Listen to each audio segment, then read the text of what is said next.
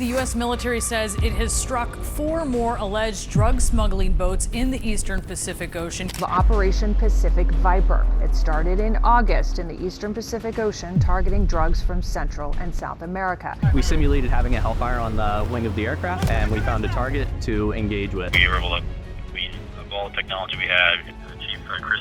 Beneath a moonless Caribbean night, a ghost armada moves. 98 speedboats slicing through black water at over 50 knots, carrying $100 million worth of cargo bound for North America. Officials say these souped-up fishing boats are the latest threat from Mexico's notorious Sinaloa drug cartel. They believe they hunt. Tonight, they are the hunted. From the dark, a U.S. Navy destroyer, Navy SEALs and Coast Guard cutters wait, silent and lethal. Weeks of patient planning ready to snap. The cartel's triumph will become its deadliest mistake. A single radio call will change everything. The cartel's maritime workhorse. Out on the open ocean, under the cover of darkness, the cartels have a favorite tool for moving their product. It is not a giant ship or a secret submarine. It is something much simpler and far more effective: the go-fast boat. This is the workhorse of the cocaine trade, a machine built for one purpose only: to run, and to run fast. To manage their vast logistics, cartels operate entire fleets of these vessels. According to Coast Guard intelligence, operations have detected coordinated movements of dozens of speedboats traveling simultaneously, all under the cloak of night. The design of this boat is all about evasion. It is a ghost on the water. There's usually an offloading team that will have, like a rental boxcar to take the payload. Picture a long, narrow rocket. Its hull is not made of metal, which shows up brightly on radar. Instead, it is made of fiberglass. This material is light and, crucially, has a very low radar signature. It is incredibly hard to spot on a screen, often blending into the background noise of the sea. But the real power is at the back. Strapped to the stern are not one, but multiple massive outboard engines. These are not the engines on a fishing boat. These are high-horsepower racing engines. Together, they can push this lightweight craft to unbelievable speeds, making it a blur on the water, a fleeting target that is almost impossible to catch. How do these boats operate? They can carry a big load, and with multiple engines, they move really quickly. Their tactics are as simple as they are dangerous. They are the couriers of the Caribbean, the link between the production zones and the market. Their entire strategy is based on speed and stealth. They almost always run at night. Under the moonless sky, they become nearly invisible. They run completely blacked out. Imagine a fleet of up to 98 speedboats. No navigation lights, no cabin lights, just a dark shape cutting through the waves. They also run silent, with no identification signals. To a Coast Guard radar operator, they are just a tiny, fleeting blip, easy to mistake for a wave or a large bird. They travel at speeds over 50 knots. That is almost 60 miles per hour on the open ocean. At that velocity, chasing them is a monumental task. Sort of be able to hear that, we were able to use all the technology we had, Chief Chris Bennett. They are simply designed to outrun everything. But not all missions are the same, so the cartels use different tools. The go-fast boat has some interesting variations. For the most critical high-speed runs, there are specialized models. One notorious type is called the Pacuda. This boat takes the standard design to the extreme. It is built entirely of fiberglass, with no metal parts. This makes it incredibly light and even faster. A pure racing machine built for short, intense transit times. For more versatile, everyday work, the cartels often use open-hulled panga boats. These are simpler, less expensive workhorses. They can be outfitted with 2 or 3 engines and are perfect for shorter trips, moving loads from a larger mothership to the shore. Officials say these souped-up fishing boats are the latest threat from Mexico's notorious Sinaloa drug cartel. They are the utility players of the maritime drug world. So while the cartels on land have become armies, their lifeblood still flows across the sea. And on that dark, vast highway, the go-fast boat is king. It is a testament to their adaptability, a simple, sleek, and terrifyingly effective tool that turns the wide-open ocean into their own personal smuggling route. The U.S. counter-narcotics arsenal. Facing this sophisticated threat on the water requires an equally sophisticated response. Just embargo! The cartels have their go-fast boats and their ruthless tactics. But waiting for them out on the high seas is a wall of American power and technology. This is not just one group fighting back. It is a full team of experts, each with a special role to play. And it's a brand new crew where approximately about 140 of my 270 sailors. First, there are the hunters of the deep, the U.S. Navy SEALs.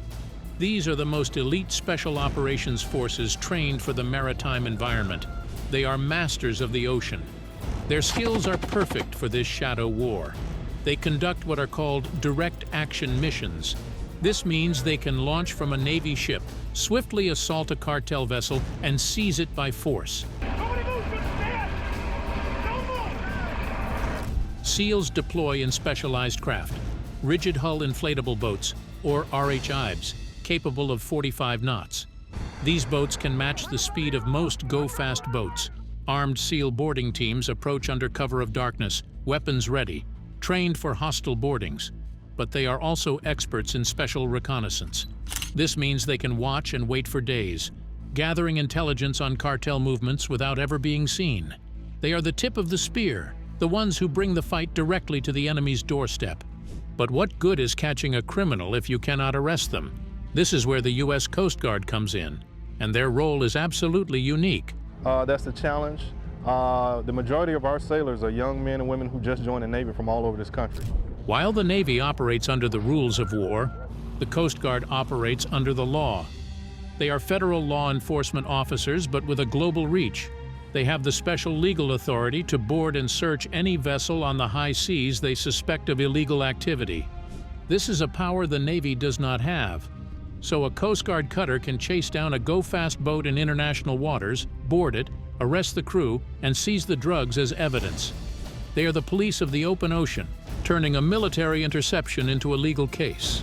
We're seeing 4 and 5 tons of drugs come in per run, and we're seeing 1 or 2 per week at this point.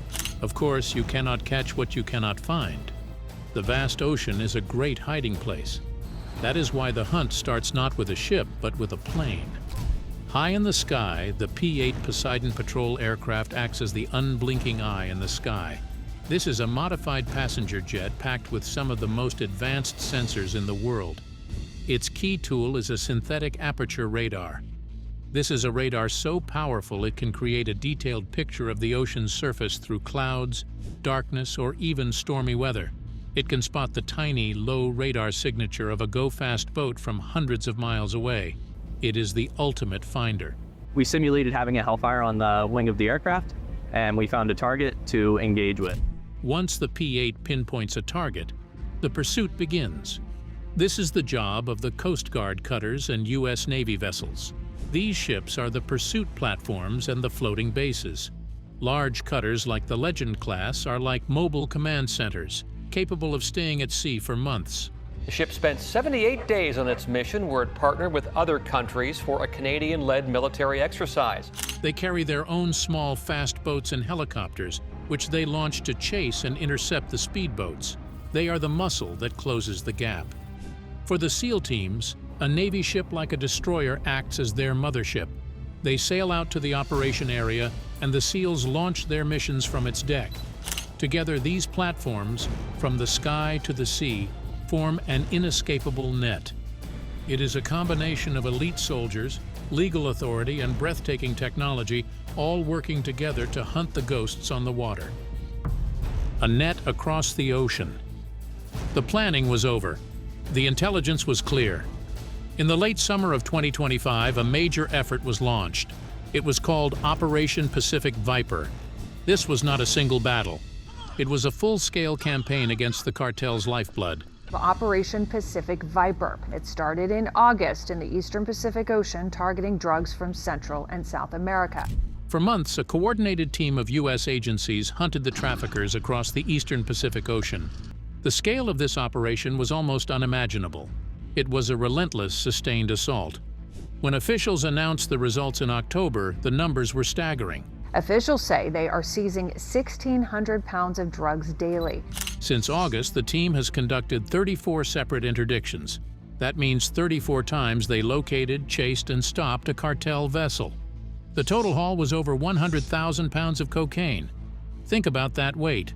It is the same as 5 large school buses, all filled to the top with pure cocaine. But one event showed the world what this war really looked like. The U.S. Coast Guard cutter Hamilton returned to port. Its deck was not just full, it was overflowing. Our crew interdicted 20,000 pounds of cocaine in 11 interdictions. Crew members had stacked a mountain of white bales, each one wrapped tightly in plastic. When they finished counting, the total was over 76,000 pounds of narcotics, seized in just a handful of those interdictions. The street value was nearly $500 million. This single offload was one of the largest in history. It was a physical monument to the success of Pacific Viper. This was not just a seizure, it was a devastating financial blow, a message to the cartels that their most valuable shipments were not safe. So how did they do it? How do you find a single, tiny boat on an ocean that stretches for thousands of miles? The hunt always starts high above the clouds. The P-8 Poseidon aircraft is the key. This plane flies for hours, its powerful radar scanning a vast area of the sea. The operators inside are looking for a needle in a haystack. These U.S. Coast Guard crews, guns drawn, seizing a small drug smuggling vessel. They are not looking for a large ship. They are looking for a small, fast blip, moving at a speed that no fishing boat would ever travel. They look for a vessel with no identifying signal, running at night. When they find a target that matches the profile, the alert goes out. The first and most difficult step is complete. The ghost has been spotted, but finding the target is only the beginning. The ocean is huge, and the go-fast boat is incredibly fast. The order is given and the chase is on. A Coast Guard cutter, maybe dozens of miles away, turns and pushes its engines to the limit. As it gets closer, it launches its small, fast interceptor boats. These small boats are the real pursuers, designed for speed and agility. They bounce over the waves, closing the distance. Sometimes the cartel boat tries to run. This is when the helicopters come in. The State Department designating several of these groups cartels. An armed helicopter flying from the cutter races ahead. It hovers near the fleeing speedboat. The crew uses a loudspeaker giving commands to stop. If the boat refuses, the helicopter has another option. A trained marksman can fire precise shots to disable the boat's engines. This is not about sinking the boat. It is about stopping it without harming the crew.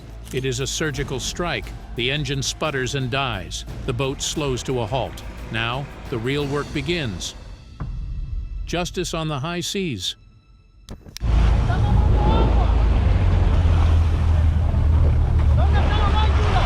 The boat is stopped. It is dead in the water. But this is the most dangerous moment. The crew of the go-fast boat is often armed and desperate. They know they are facing years in prison. They might try to scuttle the boat, or they might try to fight. The U.S. Coast Guard boarding team is now on the clock. Their small interceptor boat pulls alongside the suspect vessel. The sea is rarely calm, and the boats slam against each other in the waves. The boarding team has to time their jump perfectly. They leap onto the deck of the go-fast boat. Their weapons are ready. They shout commands, forcing the crew to the deck. Every move is controlled and precise. They are trained for this. They quickly secure the crew, placing them in handcuffs. The threat is now neutralized. The cartel members are prisoners on their own boat, but the mission is only half done. The evidence, the precious cargo, is still on board. Now the seizure operation begins. The team starts searching the vessel. They are looking for hidden compartments, but often the drugs are not even hidden. They are stacked in plain sight. Dozens, sometimes hundreds of brick-shaped packages, all wrapped in tape and plastic. Each one is a brick of high-purity cocaine. The team must haul every single bale from the go-fast boat onto their own cutter. This is back-breaking work under the hot sun or in the middle of the night. They pile the bales on the deck of the Coast Guard cutter. Each one is counted and logged as evidence. The captured go-fast boat is now a ghost ship. Its mission has failed. Sometimes, if the boat is seaworthy, it is taken in tow. Other times, after the drugs and evidence are removed, it is sunk. It is sent to the bottom of the ocean, becoming just another piece of wreckage on the seafloor. The captured crew members are read their rights. They are held in a secure brig on the cutter. They will be transported back to the United States to face justice in a federal court. Their journey from cartel operative to convicted felon began the moment that boarding team landed on their deck. The legal consequences are severe. Under U.S. federal law, maritime drug trafficking carries mandatory minimum sentences, typically 10 years for these quantities, often 20 years or life for repeat offenders or leadership roles. Cases are prosecuted in federal courts, usually in Florida or California. Between 2020 and 2024, over 300 maritime drug traffickers were convicted in U.S. courts, with an average sentence of 12 years in federal prison. This entire process, from the first radar detection to the final evidence log, is a masterpiece of coordination. It blends advanced technology. We simulated having a hellfire on the wing of the aircraft, and we found a target to engage with. Brave law enforcement and precise military support. Operation Pacific Viper was this process repeated again and again and again. 34 times. It proved that no matter how fast the cartel's boats are, no matter how dark the night, the net of American justice can be cast wide enough to catch them. It is a slow, difficult, and dangerous game of cat and mouse. But for those few months in the Pacific, the cat was winning. The modern cartel. The U.S. Coast Guard, they released video of a dramatic bust in the Pacific off Latin America. For a long time, the world pictured a simple drug deal, a handoff in a back alley, a suitcase of cash for a brick of cocaine. But that picture is old. It is faded and completely wrong. The game has changed forever. This is no longer about back alleys. It is about controlling entire cities. It is a war for land itself. The old-school drug runners are gone. They have been replaced by something far more dangerous. Think of them not as gangs, but as brutal, greedy corporations. And their business is territory. To control land, you need soldiers. To control ports and roads, you need an army. And to protect your business from rivals, you need weapons of war. This shift from simple drug moving to territorial control changes everything. It means these groups are not just hiding from the law, they are challenging the state itself. They fight for the ground beneath their feet, and they fund this war by squeezing the people who live on it. This is not just about selling drugs anymore. It is about building a criminal empire that operates like a shadow government.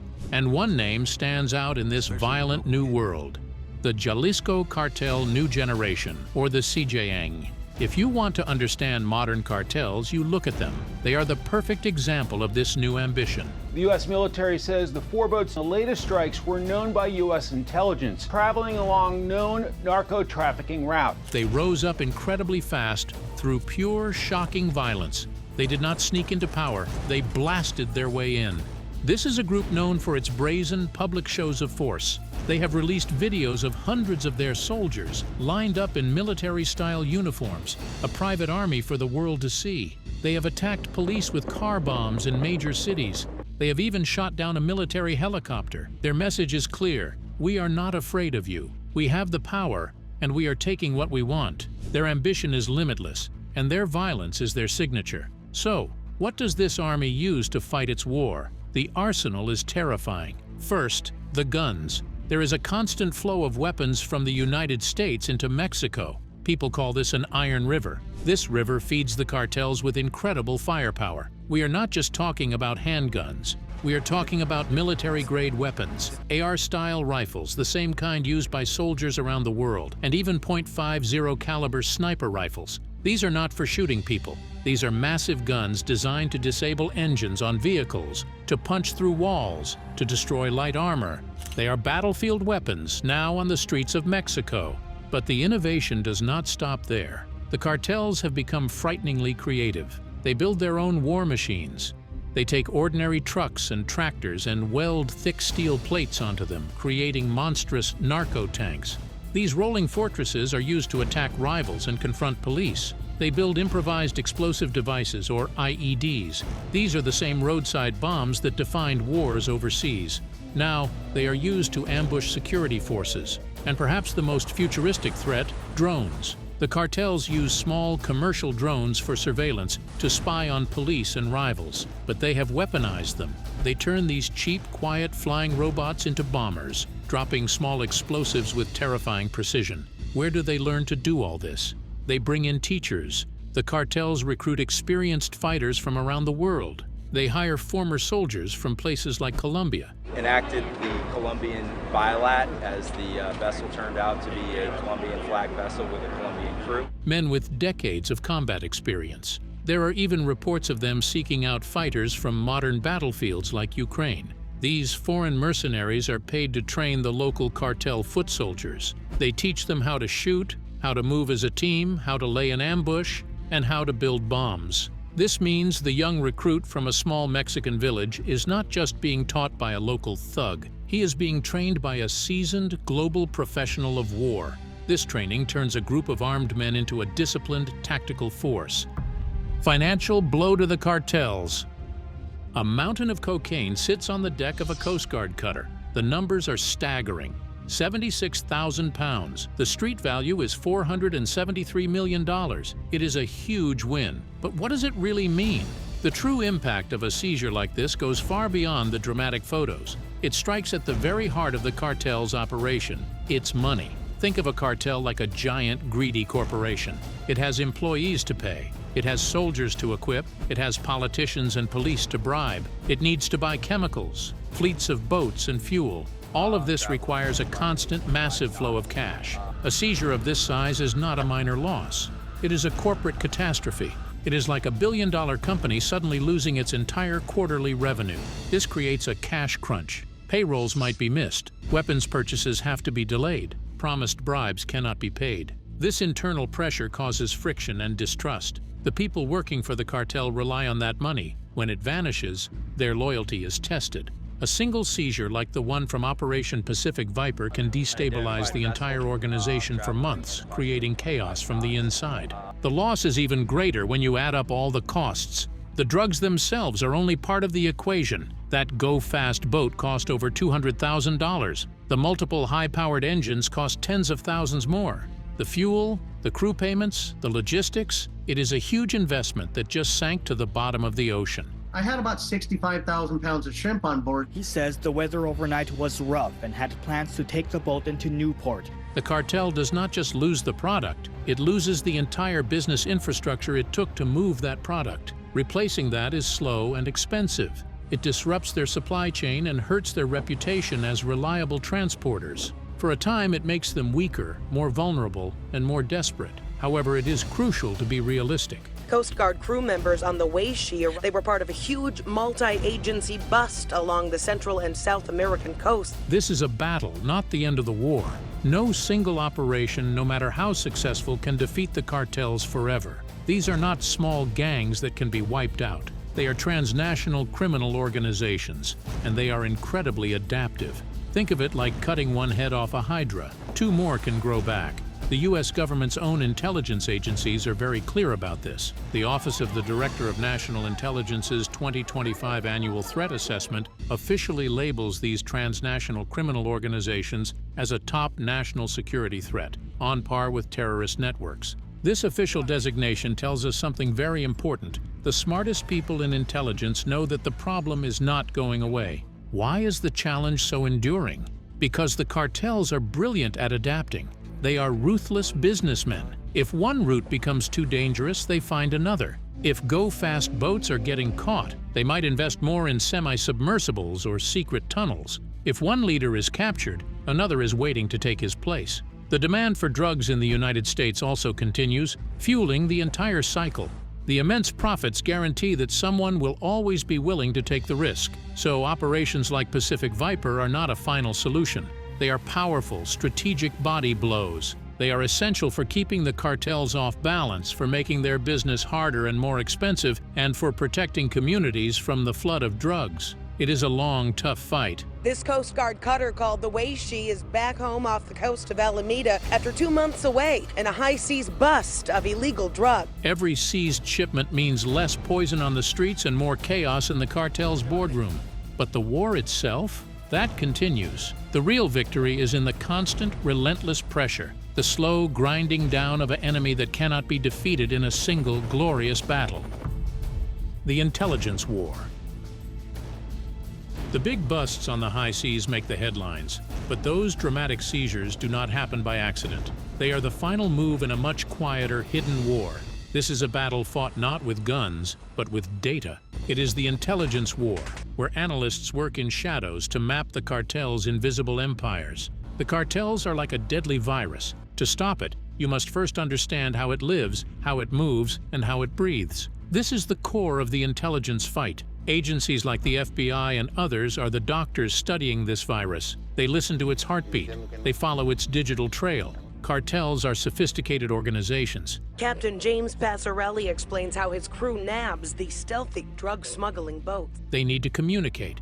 They use low-frequency radios to coordinate their speedboat fleets. They use satellite phones. They leave a digital footprint just like any big business. Intelligence agents work around the clock to intercept these signals. By listening to these communications, they can do something incredible. They can map out the cartel's secret routes and methods. They can learn the timing of their shipments, the location of their hidden fuel depots, and the names of their key leaders. This is not about chasing one boat. It is about understanding the entire network. Every intercepted signal is another piece of the puzzle, slowly revealing the cartel's complete picture.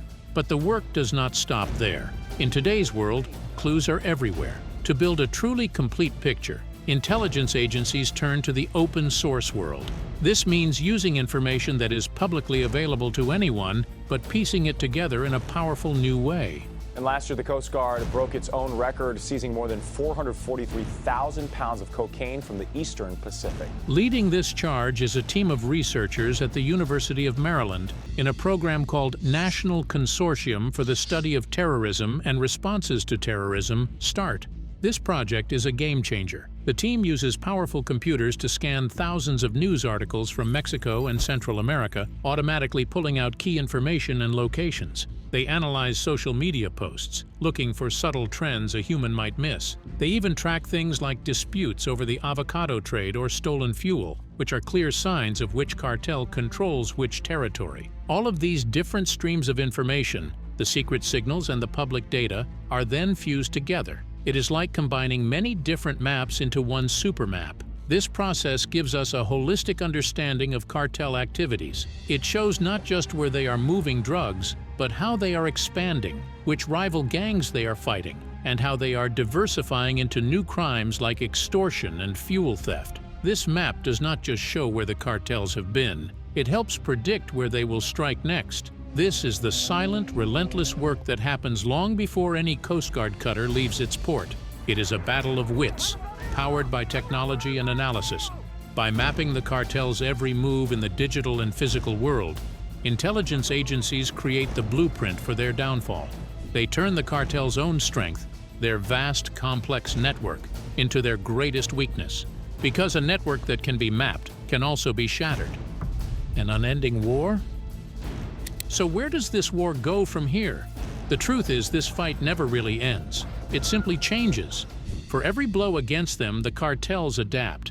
They are relentless innovators. When patrols tighten in one area, they simply change their maritime routes, finding new paths through the vast ocean. When go-fast boats become too risky, they invest in even more secretive technology. They are already building low-profile semi-submersibles, vessels that travel mostly underwater, nearly impossible to spot. And on land, their tactics become even more militarized. This is not a static enemy. It is a learning, evolving one, always searching for a new weakness to exploit. This means the good guys cannot stand still either. The only way to fight a networked global enemy is with even better teamwork. The cooperation between the FBI, the Navy, and the Coast Guard is not just helpful. It is essential. This fight demands that intelligence analysts, soldiers, and law enforcement officers share information seamlessly, and this cooperation must extend beyond American borders.